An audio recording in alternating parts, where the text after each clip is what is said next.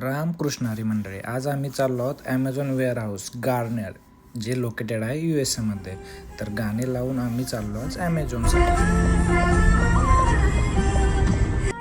आणि फायनली पोहोचलो. तर तोपर्यंत सिक्युरिटी गार्ड आला आणि त्याने आपल्याला सलाम ठोकला.